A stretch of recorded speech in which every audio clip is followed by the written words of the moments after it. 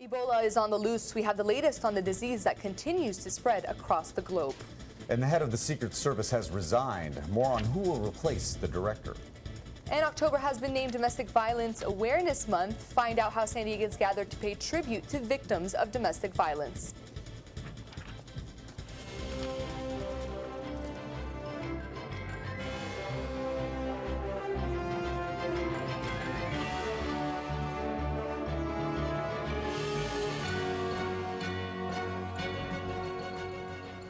Hello and welcome to Newscene. I'm Heidi Alaga.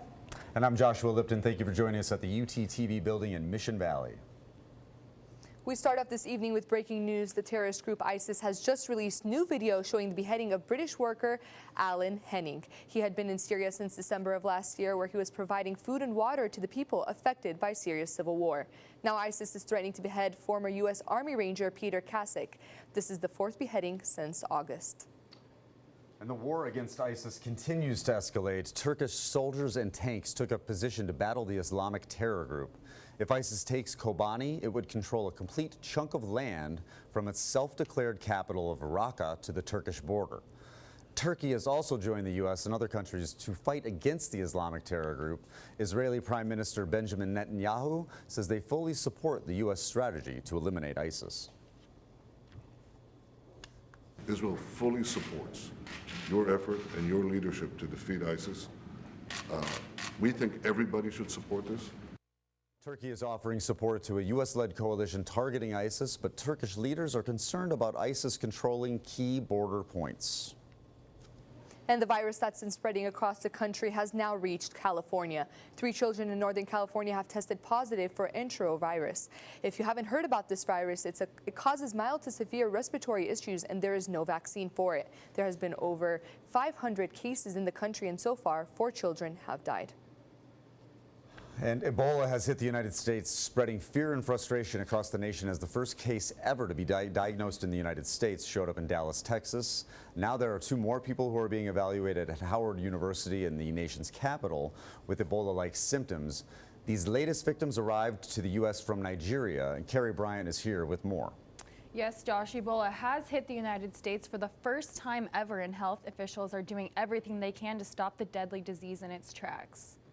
Ebola victim Thomas Duncan boarded the United flight from the Roberts International Airport in Monavie, Liberia to his home in Dallas, Texas. At the time, Duncan showed no signs or symptoms of the disease and even checked no on the standard traveling questionnaire when asked if he had come into contact with anyone infected. Just a few days after his arrival back in America, Duncan fell ill and admitted himself to the Texas Health Presbyterian Hospital, claiming he had just returned from West Africa.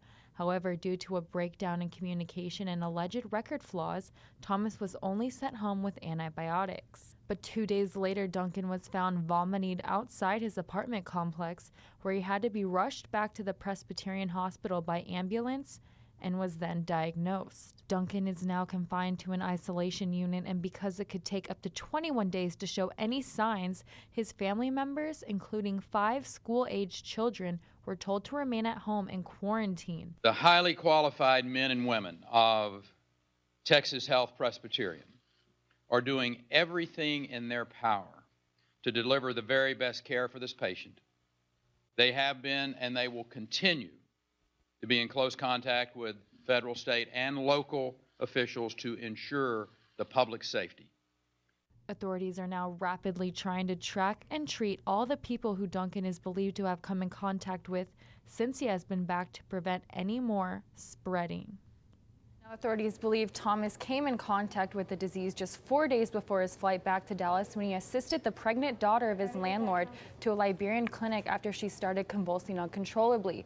Liberian authorities also believe Duncan lied about coming into contact with anyone infected before he boarded that Dallas flight. He may be facing criminal charges upon his recovery.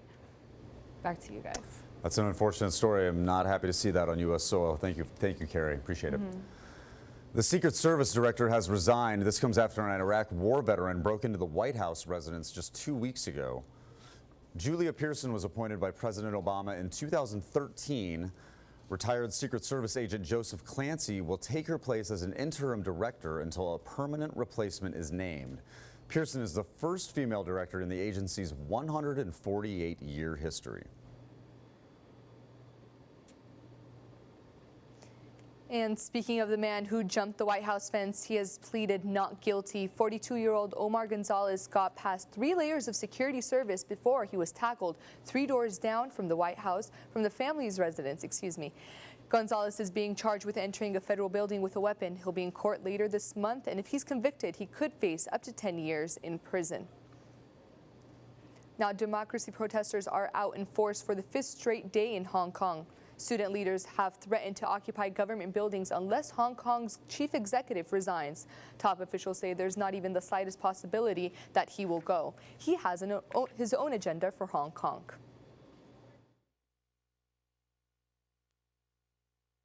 I will not resign because I need to continue to finish working on universal suffrage so that Hong Kong's 5 million voters can go to the polling booth and elect the chief executive. Police also say they call it decisive enforcement if public security is threatened.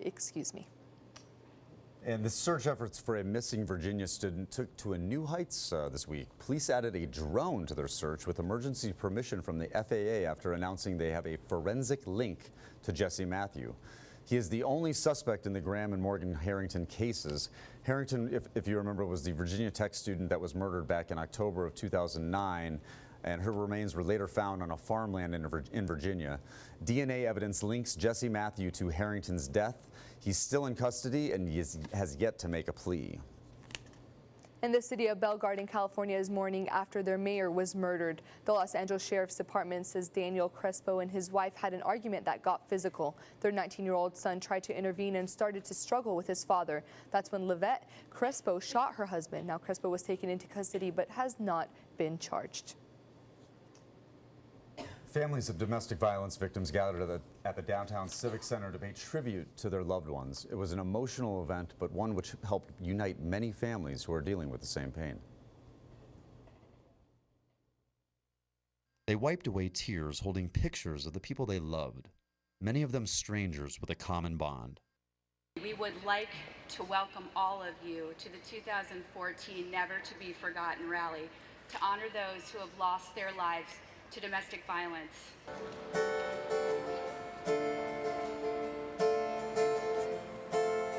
This is my daughter, Tori Viano, and my grandson, Dean.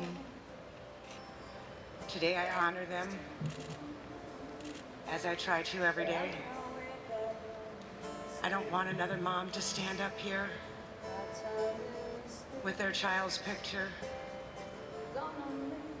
Domestic violence has to stop. Community members, officials, and families are here to kick off Domestic Violence Awareness Month. Last year, there were nearly 17,000 domestic violence incidents reported in San Diego County, and as many as 9 domestic violence-related homicides. It has now been 5 years since July 31st, 2009, since she was taken from us. I think it's the little things that I miss the most, like calling her to complain about a bad day, lying on her bed and gossiping, or waiting in her closet for cute clothes. It's been 5 years, but it feels like an eternity without her.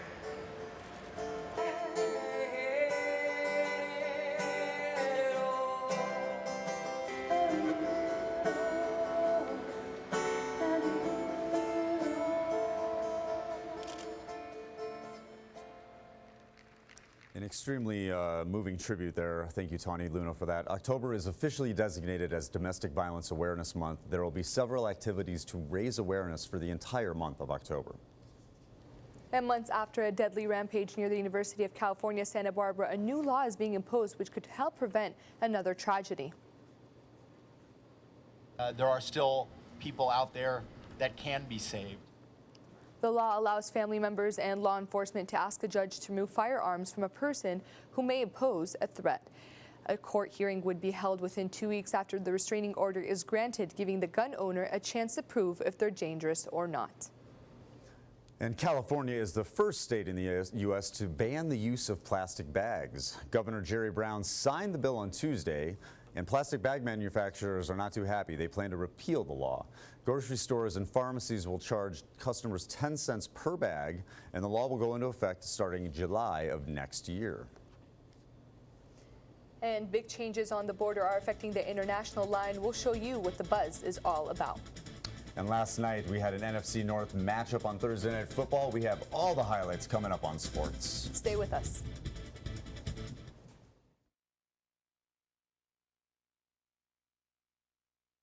We have a big problem, and we need your help. It's happening on college campuses, at bars, at parties, even in high schools. It's happening to our sisters and our daughters, our wives and our friends. It's called sexual assault, and it has to stop. We have to stop it. So listen up.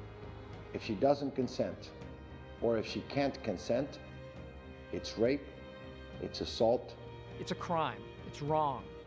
If I saw it happening, I was taught you have to do something about it. If I saw it happening, I speak up. If I saw it happening, I'd never blame her. I'd help her. Because I don't want to be a part of the problem. I want to be a part of the solution.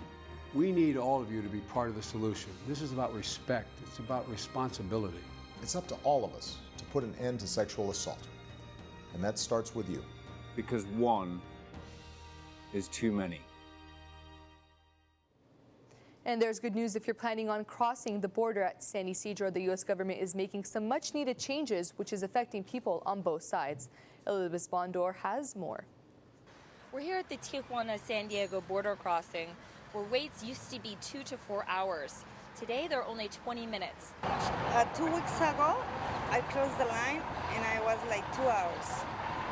Yeah, and now I don't see any line. So I think it's gonna be like 10 minutes. That they opened up every single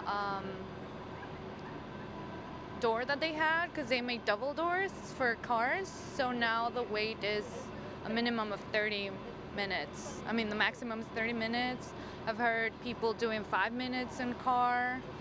If you look behind me, the line used to go behind these palm trees, extend in front of these trucks, this black truck, this white truck, extend all the way down this walkway along these palm trees. It would snake around, come back through the palm trees, and then the line would make its way all the way behind this bridge.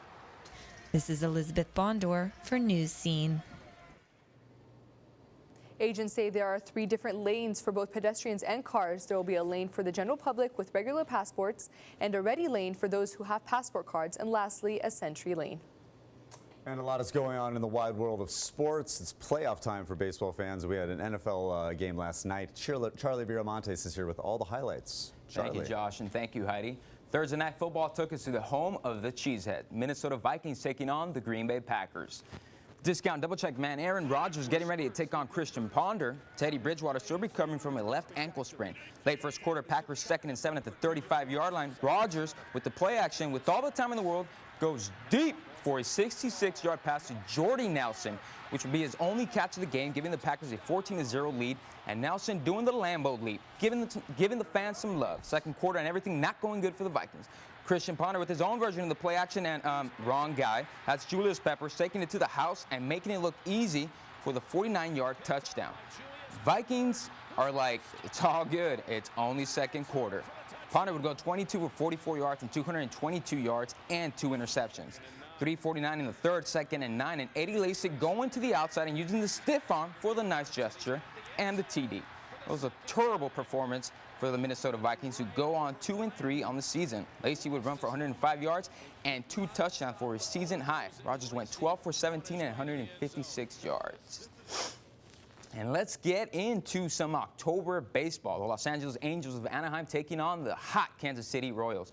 Game 1 of the ALDS, Royals up 2-1 in the bottom of the 5th. David Freese locating the fastball on Capaya. Freese taking it to the house, and the game is tied up. He would end up going 1 for 2 with 1 home run and an RBI. 9 innings was not enough for this one. Mike Moustakas up at the plate with a ball and a strike, and pow to right field. off of Fernando Salas. Get that, Mickey Mouse. His first career postseason homer, and that would be all she wrote as Josh Hamilton would pop up in shallow field. The Royals are on fire right now and have taken game 1 of the series. And now let's check out a great play of the week by a panda in baseball. Yeah, that's right, I said a panda. On Wednesday, Bumgarner was lights out, and even Pablo Sandoval, or Panda, got into the fun. Russell Martin with a pop-up fly. Ball to the dugout, and Pablo Sandoval using his gymnastic moves with the catch and the cartwheel here in slow motion for you. Look at that ability for such a big guy. All right, guys, and one woman is making history in San Diego, and it's all for the love of football. And Tate Holmes has more. Seeing a female coach in the football world is definitely a rarity, but Niji Martin is making history at San Diego High School as the first female varsity coach in the city. It's awesome that I'm making history, but I'm not doing it to make history. I'm doing it because I love football and want to give back, and the opportunity to be a head coach, you know, came my way. I always told myself that I wanted to be a varsity head coach by the time I was 40. I'm 31, so I got that opportunity way sooner than I thought I would. But I'm just excited for the opportunity. I'm excited to maybe inspire somebody to do something that they're really passionate about. You know, they might think that there's a gender barrier or something like that. And I just want to be an example that if you're really dedicated to what you love, you can get there and you can accomplish it and you can have it be part of your life. Coach Martin has an impressive football background, and she's no stranger to putting on a helmet and pads after playing in the Professional Women's League. I've been playing women's football. I just finished my 11th season. I'll be starting my 12th season overall. But I think that that's given me sort of a great foothold for coaching. But I think the coaching has also helped my playing ability. Her playing ability and knowledge of the game earned her a starting spot with the Cavers. She's played, she's earned the respect, and she's been here before. So it's the same respect as any other head coach. A new coach is not a new thing for us. So, you know, we're really adapting to this well, and hopefully everything turns out better than before. My goal is to make sure that I'm trying to help each player get better. I'm not just out here being a cheerleader for them. I'm actually giving them constructive criticism, because if you're not getting better, you're really just being stagnant. And you know, when it comes to football, when it comes to school, when it comes to anything, if you're stagnant, you're not getting anywhere, you're not going to excel. And so, you know, my goal is I want to encourage them to be the best they can. And in order to help them be that best, I have to make sure they know when they're making a mistake, when they're doing something right, stuff like that. Nate Holmes, Newscene. And the Cavers take on Mission Bay High School at 6:30 p.m. tonight at San Diego High. And Josh and Heidi, I think the Chargers need to sign her up and be our starting running back. I agree. Now that Danny Woodhead is out for the season, I don't see why she wouldn't be bowling over some NFLers. Definitely Thank you. Against the Jets, it'd be great. Love it. Thank you, Charlie. Appreciate it. And a national search begins in January for a new general manager of City College's own Jazz 88. And George Clooney sold his wedding photos to People magazine for millions. Find out what he did with the money.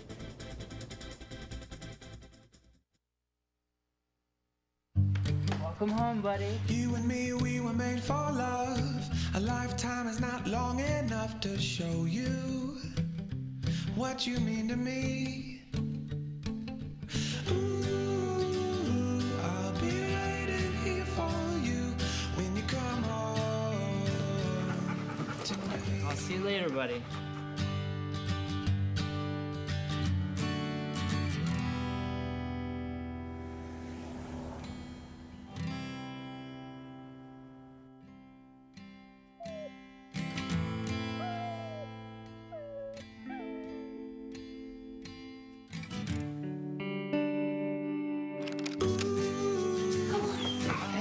I'm sorry. I decided I shouldn't drive home last night. I stayed at Dave. When you come home, I'm back. I'm back.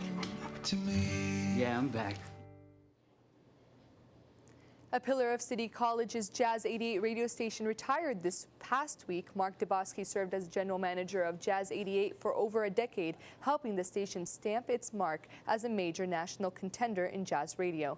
During his reign, Jazz 88 has won numerous awards, including most recently Jazz Radio Station of the Year. This is their second year winning. I think one of the most important things that he had a hand in was creating the CMEA Student Music Festival and bringing that to City College. Mark did wonderful things here. He took the station from being a not very well directed conglomeration of elements and turned it into a real radio station. So that, to me, is his legacy. Departure is a huge loss. His legacy will live on at Jazz 88. A nationwide search for his replacement is expected to begin in January. Our best to Mark. 6 women are diagnosed with breast cancer every day in San Diego, and the community is joining together to change that number. Nate Holmes has more on the events that kicked off Breast Cancer Awareness Month in San Diego County. It's the first week in October, and that means the start of Breast Cancer Awareness Month. 650 local MCOR construction employees and supporters wore pink hard hats and formed a giant human ribbon in a call to action. It's all part of a campaign they're calling Protect Yourself, Get Screened Today. San Diego's leading parking company wants you to park for pink.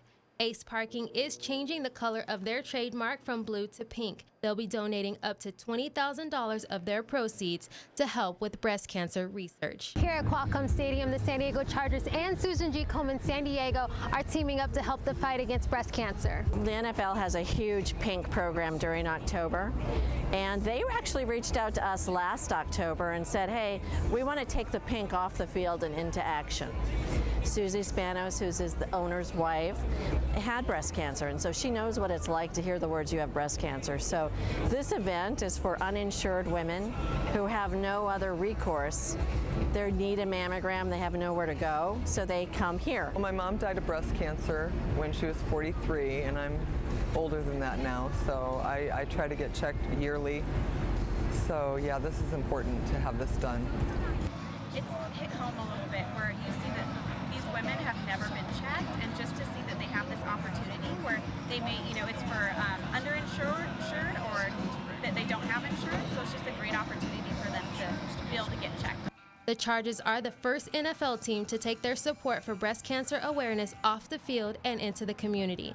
This year, they hope to screen over 1,000 women in order to help them live a healthier life. Nate Holmes, Newscene. Komen San Diego will be on hand at the Chargers game this Sunday. For women who want more information about where to get screened, you can also contact the organization. They will be able to answer any questions you might have. And for the hottest stories in entertainment.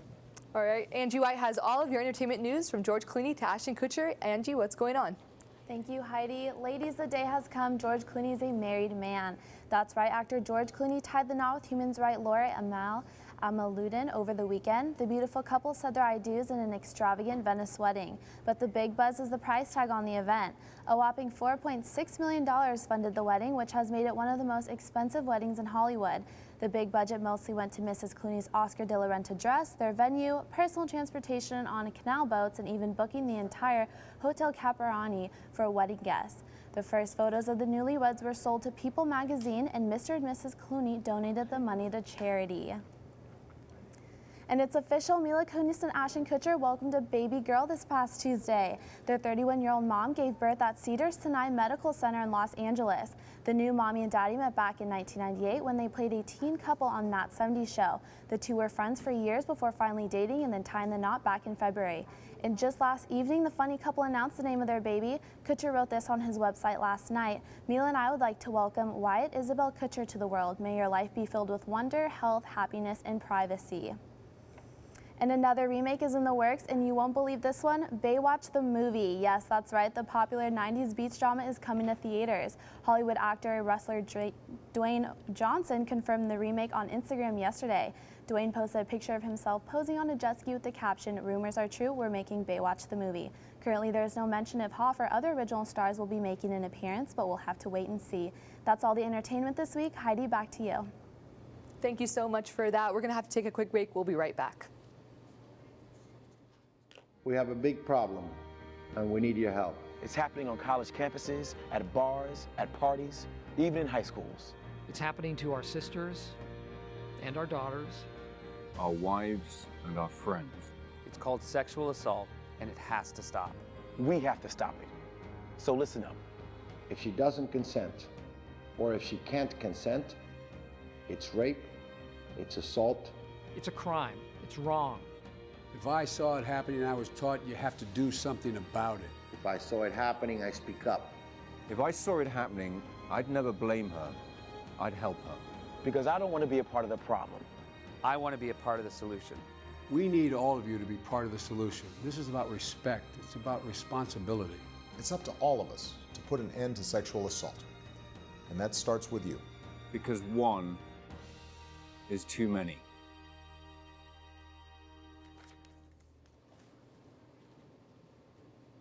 We're looking at high temperatures. Elizabeth is here to tell us how long the Santa Ana winds will last. Yes, thank you so much, Heidi. The hot weather has come back to San Diego. Unfortunately, the Santa Ana winds are here and things are heating up. It's also the beginning of fall, and we all know what that means. It's fire season, so we all need to do our part to help prevent the spread of a fire. Things that we can do is mow our lawns, make sure that our yards are clear of any brush, and also take a look for anything that could produce an electric spark. This will help prevent a wildfire from starting or from spreading.